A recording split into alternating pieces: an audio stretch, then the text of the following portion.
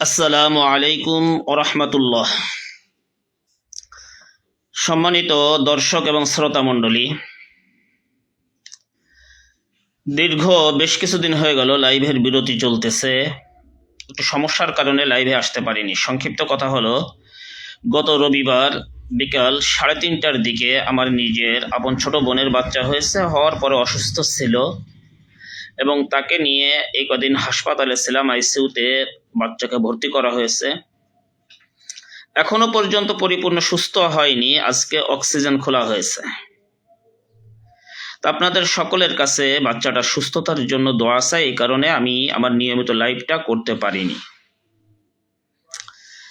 আজ লাইভে আসছি। আপনারা আমার শিরোনাম দেখতে পাচ্ছেন যে শহীদ শরীফ উসমান হাদি, প্রথম আলো এবং দিল্লি স্টার। প্রথম আলোকে আলু লেখছি এবং দিল্লি স্টারে আগুন, এবং আরো কিছু বিষয় নিয়ে আমি কিছু কথা বলতে চাই।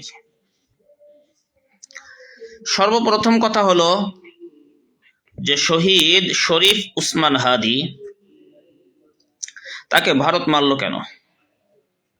আর তিনি এমন কে ছিলেন বা এমন কি ব্যক্তিত্ব যে যার জন্য এই যে ইতিহাসটা হলো, বাংলাদেশের ইতিহাসে যে জানা যায়। আজকে যারা দেখছেন লাইভে, যারা অংশগ্রহণ করছেন তারা জানেন।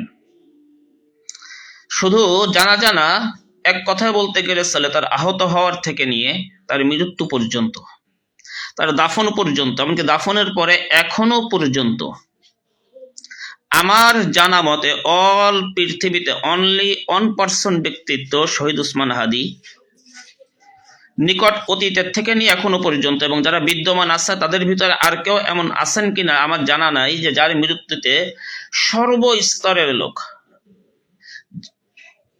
এক কথায় যিনি রাজনীতিবিদ নন, যিনি কোনো শিল্পপতি নন, ব্যবসায়ী নন, ধনী কোনো ফ্যামিলির থেকে বিলং করেন না, নিম্ন মধ্যবিত্ত ফ্যামিলির একজন ব্যক্তি, কিন্তু তার জন্য একজন এরকম ভাবে রিক্সাওয়ালা, ভ্যানওয়ালা, কৃষক, দিনমজুর থেকে শুরু করে নিয়ে মসজিদের আলেম, মাদ্রাসার মুহাদ্দিস, খতিব সাহেব, বক্তারা প্রত্যেকেই আপন আপন জায়গা থেকে তার সুস্থতার জন্য যেমন দোয়া করছে, তার ইন্তেকালের পরে তার মাগফিরাতের জন্য, তার শাহাদাত আল্লাহ রাব্বুল আলামিন যেন কবুল করে নেন, এই জন্য দোয়া করতেছে। এই সৌভাগ্যবান, এটা আসলে একটা ঈর্ষণীয় মৃত্যু। এই মৃত্যুটা আসলে এটা সৌভাগ্যেরই মৃত্যু। এমন মৃত্যু আমাদের সকলেরই চাওয়া উচিত। আর শহীদ শরীফ উসমান হাদি রহমতুল্লাহ আলাইহি, তিনি তার বিভিন্ন সাক্ষাৎকারে শহীদ হওয়ার এরকম ভাবে তামান্না প্রকাশ করছেন। আল্লাহ রাব্বুল আলামিনের কাছে মুনাজাতও করছেন যে আল্লাহ পাক যেন তাকে শহীদি মৃত্যু দান করেন। তিনি, তার জন্য আমি কিছু বিশেষণ ব্যবহার করতে চাই। তিনি ছিলেন আমার জানা মতে সৎ, সাহসী, নির্ভীক, অকুতভয়, আপোষহীন। আবার তিনি ছিলেন একজন আমার জানা মতে নামাজি এবং ইসলামিক মাইন্ডেরও। প্রগতিশীল বামপন্থীদের দ্বারা এই জনপ্রিয়তা কিয়ামত পর্যন্ত অর্জন করা সম্ভব নয়। এই জন্য তো ইমামে আহমদ বিন হাম্বল রহমতুল্লাহ আলাইহি বলেছিলেন যে তাদের আর আমাদের মাঝে পার্থক্য হলো জানাজার নামাজ। তখন মানুষের অভিব্যক্তি দেখলে বোঝা যাবে যে আমি দুনিয়ার জীবনটা কেমন ছিলাম। তা শহীদ উসমান হাদি রহমতুল্লাহ আলাইহি তার জানাজার নামাজ আমাদেরকে দেখায় দিয়ে গেছে যে তিনি তার জীবনটা কিভাবে বিলং করে গেছে। এবং তিনি মূলত চেয়েছিলেন এই সিস্টেমটাকে ভাঙতে। তিনি চেয়েছিলেন ভারতীয় আধিপত্যবাদের বিরুদ্ধে রুখে দাঁড়াতে। তার একটি কথা, একটা বক্তব্য এখনো আমার কানে বাজে, যে তিনি বলেছিলেন, আল্লাহর কসম, শহীদ জিয়ার বিএনপিকে ভারতের দালালি করতে দিব না, সাইদি নিজামীর জামাতকে ভারতের দোসর হতে দিব না, এনসিপিকে, জুলাইকে বিক্রি করে আদর্শকে বিক্রি করতে দিব না, আল্লাহর কসম দিয়ে তিনি বলছিলেন। তা তার জীবদ্দশায় এরা এগুলো করতে পারেনি। আল্লাহ পাক তাকে তুলে নিয়ে গেছেন। এক শুক্রবারে তিনি আহত হয়েছেন, আর এক শুক্রবারে দিবাগত রাত্রে আল্লাহ রাব্বুল আলামিন তাকে শাহাদাতের মর্যাদা দান করছেন। এটা আমার বিশ্বাস, এবং এটাও বিশ্বাস করি আল্লাহ রাব্বুল আলামিন তাকে জান্নাতের সর্বোচ্চ স্থান দান করবেন। কারণ সারা বাংলাদেশের কোটি কোটি মানুষ তার জন্য যে চোখের পানি ফেলছে, এটা বৃথা যেতে পারে না। তার মৌলিকভাবে আমি বলবো, তার মৌলিকভাবে গুণ ছিল কুরআনে কারীমের একটি আয়াতের উপরে, একটি না দুইটি আয়াত বলতে চাই, দুইটি আয়াতের উপরে তিনি কঠিনভাবে আমল করছেন। এক, সূরাতুন নিসা 135 নম্বর আয়াত, যেখানে আল্লাহ রাব্বুল আলামিন বলছেন, ইয়া আইয়ুহাল্লাযীনা আমানু কুনু কাওয়ামিনা বিল কিসত, যে হে ঈমানদারেরা, তোমরা সত্যের পথে, ন্যায়ের পথে অবিচলভাবে দাঁড়িয়ে যাও। তিনি এটা দাঁড়িয়ে গেছিলেন। তিনি তার নির্বাচনী প্রচারে বলেছিলেন যে আমি যদি সংসদে যাইতে পারি, আল্লাহর নাম নিয়ে সব দুর্নীতিবাজদের তালিকা প্রকাশ করব, 299 জন এমপির জীবনকে ঝালাপালা করে দিব। তিনি বলছিলেন যে দুর্নীতি দমন কমিশন যদি এরকম ভাবে কারো ফাইল নাড়াচাড়া করে, বন্ধ রাখে, খুলতে ভয় পায়, তাহলে সে ফাইলটা আমি এরকম ভাবে দুর্নীতি দমন কমিশনের সামনে সংবাদ সম্মেলন করে ওটা প্রকাশ করে দিব। তাহলে তিনি কোরআনের এই আয়াতের উপরে আমল করেছিলেন, ন্যায়ের পক্ষে দাঁড়িয়েছিলেন। তিনি ছিলেন অকুতভয়, সাহসী, নির্ভীক, আপোষহীন। কোরআনের আরেকটি আয়াত, সূরা আলে ইমরানের আয়াত, আল্লাহ রাব্বুল আলামিন বলতেছেন যে ফালা তাখশাউহুম ওয়াখশাউনি ওয়ালিউতিম্মা নি'মাতি আলাইকুম ওয়ালাআল্লাকুম তাহতাদুন, যে তোমাদেরকে আমি দুইটি কাজ দিচ্ছি, যদি দুইটি কাজ করতে পারো আমি আল্লাহ দুইটি পুরস্কার দিব। পুরস্কারটা আগে বলি, কাজটা পরে বলি। 1 নম্বর পুরস্কার, ওয়ালিউতিম্মা নি'মাতি আলাইকুম, আমার নিয়ামত সমূহ তোমাদের উপরে আমি পরিপূর্ণ করে দিব, দুনিয়াতেও দিব, আখিরাতেও দিব। লাআল্লাকুম তাহতাদুন, এবং জান্নাতের পথে যাতে করে তোমরা হিদায়াত প্রাপ্ত হতে পারো, অর্থাৎ তোমাকে জান্নাতের পথে আমি আল্লাহ পরিচালিত করব। তাহলে নিয়ামত সমূহ দিবেন, দুনিয়া ও আখিরাতে, জান্নাতও দিবেন। পুরস্কার দুইটা, আর লাগে না, কাজও দুইটা। 1 নম্বর, ফালা তাখশাউহুম, এই ফালা তাখশাউ বিগাইরিল্লাহ, আল্লাহ ছাড়া কাউকে আর ভয় করবে না, কাউকে ভয় করা যাবে না, আল্লাহ ছাড়া কাউকে ভয় করবে না। তা এই কথার ভিতরে কিন্তু এটাও রয়েছে যে আল্লাহকে ভয় করতে হবে, কিন্তু এরপরে আল্লাহ রাব্বুল আলামিন আলাদাভাবে বলতেছেন ওয়াখশাউনি, এবং একমাত্র আমাকে ভয় করবে। উদ্দেশ্য যে কাউকে ভয় করলে না, কিন্তু উচ্ছৃঙ্খল জীবনযাপন করলে এই সুযোগটা নাই। আমাকে ভয় করবে, অর্থাৎ আমি যে কাজ করতে নিষেধ করছি এমন কোনো কাজ করতে পারবে না। এরপরে যদি চলো আমি দুইটা পুরস্কার দিব। তো তিনি কাউকে ভয় করেননি, এবং আমি যতটুকু জানি তিনি নামাজ পড়তেন, কোরআন তেলাওয়াত করতেন, তিনি সৎ ছিলেন, যথাসম্ভব তিনি এরকম ভাবে আল্লাহকে ভয় করে চলার চেষ্টা করতেন। হ্যাঁ, আমাদের মানুষ হিসেবে অনেক ত্রুটি আছে, এবং হাদিসের ভিতরে তো আল্লাহ রাসূল সাল্লাল্লাহু আলাইহি ওয়াসাল্লাম স্পষ্ট বলছেন যে শাহাদাতের মৃত্যু দাইন তথা ঋণ ছাড়া বাকি সকল গুনাহকে মাফ করে দেয়, এবং তার ঋণ 1 পয়সাও ঋণ ছিল বলে আমার জানা নাই, আমি যতটুকু খবর নিয়েছি।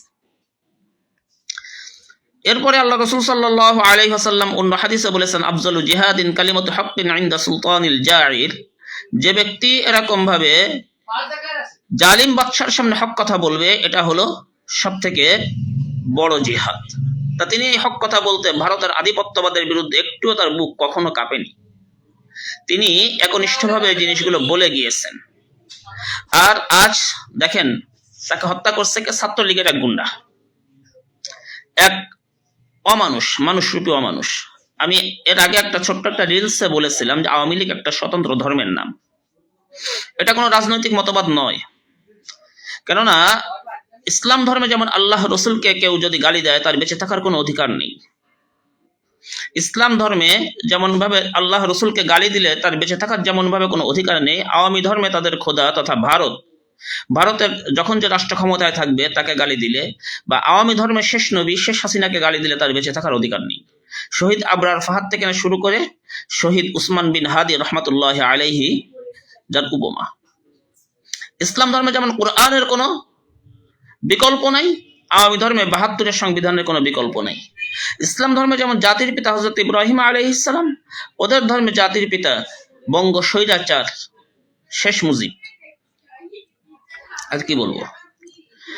তো যাই হোক, তিনি তার জীবনে জাতীয় কবি কাজী নজরুল ইসলামকে লালন করতেন, তার মতন বিদ্রোহী ছিলেন। কবিকে এতটা ভালোবাসতেন যে কবির পাশে আজ পর্যন্ত কেউ দাফন হতে পারেনি, কিন্তু আল্লাহ রাব্বুল আলামিন তাকে আমাদের জাতীয় কবি কাজী নজরুল ইসলামের পাশে তার দাফনের ব্যবস্থা করে দিয়েছেন। তিনি তার জীবনের শেষের দিকে এসে একটা কাব্য এরকম ভাবে লিখেছিলেন এবং নিজে পাঠ করেছিলেন, যে কাব্যের একটা অংশ ছিল যে আমাকে ছিঁড়ে বুড়ে খাও, আমার পুরো শরীর তোমাদের গনিমাত হে সীমান্তের শকুন, কিন্তু আমার ব্রেনটাকে তোমরা ছিনিয়ে নিও না, আমার ব্রেনটাকে নষ্ট করে দিও না, তাহলে তোমরাও গোলাম হয়ে যাবে। তো তার ব্রেনটা নষ্ট হয় নাই, ব্রেনটাকে ছিনিয়ে নিয়েছে, তিনি দুনিয়ার থেকে চলে গিয়েছেন, কিন্তু লক্ষ লক্ষ হাদি এই বাংলাদেশে আজ তৈরি হয়ে গিয়েছে। আজকে আরেকটা বিষয়, যেটা না বললে নয়, যে আজকে তিনি এরকম ভাবে কখনো ময়দান থেকে পলায়ন করেননি, কিন্তু যারা তার উপরে আক্রমণ করছে তারা জীবিত থেকেও তারা মৃতের মতো। এদিক দিয়ে তিনি মরেও তিনি মৃত্যুঞ্জয়, যতদিন বাংলাদেশ থাকবে হাদিকে মানুষ স্মরণ করবে। আজকে স্লোগান ছিল তুমি কে আমি কে, হাদি হাদি, আমরা সবাই হাদি, এটাও আমরা দেখেছি। সর্বশেষ প্রথম আলুর কথা একটু বলি। প্রথম আলো না, প্রথম আলু, গোল আলু। যখন যে সরকার আসে তখন তাকেই তেল মারে, কিন্তু তার তেল মারার একটা জায়গায় কিন্তু তারা মেন থাকে, সেটা হলো যে ভারতকে কিভাবে খুশি করা যাবে সেই ব্যবস্থার দিক থেকে কিন্তু তাদের কোনো ছাড় নাই। এখানে তারা কৃপণতা করে নাই, তারা ছিল ভারতের একটা, এই বাংলাদেশে একটা মেন অফিস বলতে পারি। আমি ইতিপূর্বে একটা ভিডিওতে বলছিলাম যে যতক্ষণ পর্যন্ত প্রথম আলো এবং ডেইলি স্টার বাংলাদেশে থাকবে অতক্ষণ পর্যন্ত আমাদের বাংলাদেশ যে ভারতের হাত থেকে স্বাধীন হয়েছে এটা বলা সম্ভব না। একাধিকবার উদ্যোগ নেওয়ার পরও কিন্তু এটাকে কিছুই করা যায়নি। শহীদ উসমান হাদি রহমতুল্লাহ আলাইহির ইন্তেকালে আল্লাহ রাব্বুল আলামিন সেই ব্যবস্থা করে দিয়েছেন, এবং তার প্রতিষ্ঠার পর থেকে সত্যিকারের আলো আমরা প্রথম আলোর অফিসে দেখেছি, ওখানে আগুন জ্বলেছে। এজন্য আমি একটা পোস্টে বলছি যে প্রথম আলোর ভর্তা হওয়া এবং দিল্লি স্টারে ঝরে পড়া, ডেইলি স্টার না, দিল্লি স্টার, দিল্লির পাঁচটা গোলাম, স্টার তো তারকা আকাশ থেকে ঝরে পড়ছে।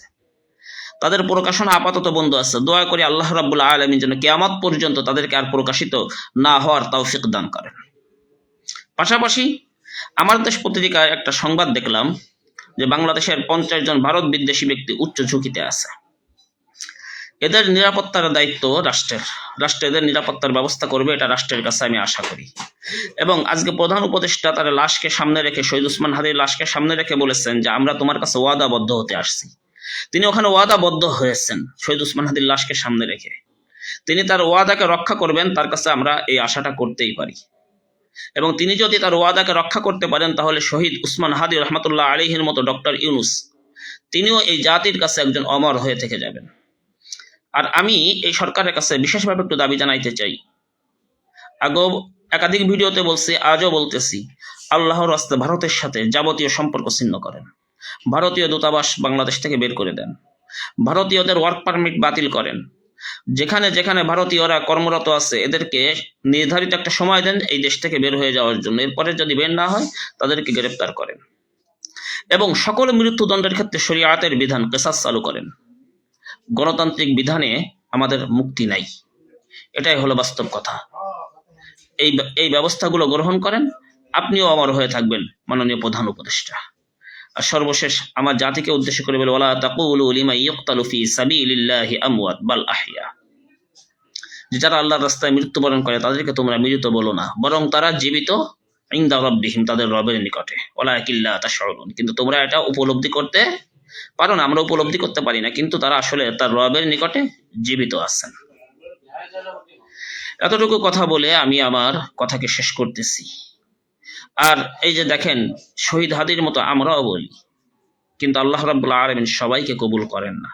ভারতের বিরুদ্ধে আমরা কম বলি না। এই যে আমার ধারাবাহিক যে 38টা পর্ব চলতেছে, আজকে 38তম পর্ব, প্রায় প্রতিটি পর্বে কম বেশি গণতন্ত্রের বিরুদ্ধে, ভারতের বিরুদ্ধে আমার কিছু না কিছু কথা আছে, আমার জুমার বয়ানও থাকে, কিন্তু আল্লাহ রাব্বুল আলামিন সবাইকে এই সৌভাগ্য দান করেন না।